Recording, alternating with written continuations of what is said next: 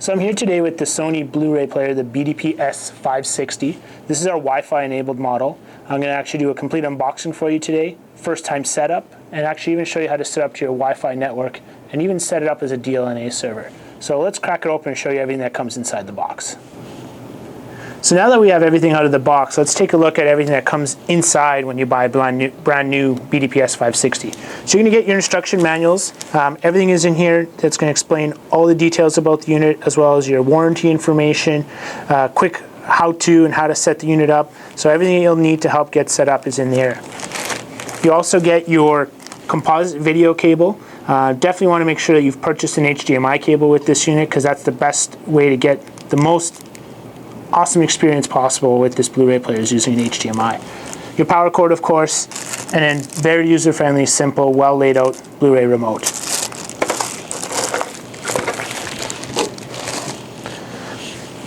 So here's the front panel of the BDPS560. This is the step-up model from the very popular BDPS360 model. Now there are a couple great features that you'd want to consider to move up into this unit. Very similar facade as you'd find with the 360. Beautiful finish.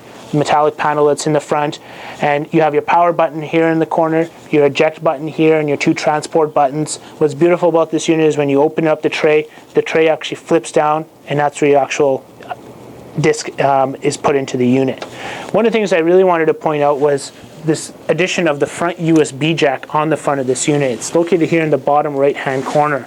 And what this allows you to do is, if you have friends or family that come over and they have one of these USB keys and they have all their maybe photos on it from a recent trip, you can actually take this USB key, plug it right into the front of the actual unit, and using the beautiful cross-media bar interface that's on this machine, be able to navigate and read the photos directly off that USB key. So great user-friendly feature, and if you don't have a TV that has the USB, great idea to step up into this Blu-ray player to take advantage of that. Now let's flip it around and take a look at all the jacks that you need to plug in into your TV to get the experience from this unit. So here is where you're going to have all your inputs. That's going to give you a lot of flexible options on how you want to set this up with your TV. Here you have a LAN connection, so if you do not want to take advantage of the Wi-Fi enabled feature, you can hardwire an actual Ethernet cable right into the unit. You have your HDMI out. This is the best way to get the best experience possible, getting that full HD 1080p experience by plugging into that HDMI output. You'll transfer your digital video and digital audio all through that one cable.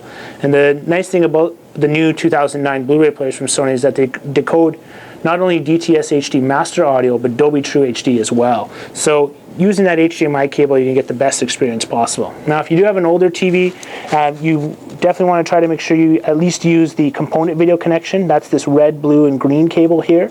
Also, you still have to hook up an audio source. So if you have a home theater receiver, you can either use the coax or the fiber optic output right here. If you are just hooking up to a television, then you'd use your analog red and white cable here for your stereo audio. And if you have a really old TV, you can still plug this unit in and either use the composite video cable that comes inside the box, or even an S reader to get a little bit better picture quality. But remember, HDMI is the way to go. That's what's going to give you the best source possible and make sure you get the best experience possible. The other thing I wanted to point out is this Ext Jack that's located right here beside the cooling system of the unit. This is an external jack to plug in a USB key. So why you would plug in a USB key here is if you wanted to take advantage of some of the bonus features on new Blu-ray discs, BD Live, anything like a director's commentary or a trivia game or anything along those lines that maybe didn't fit on the original Blu-ray release.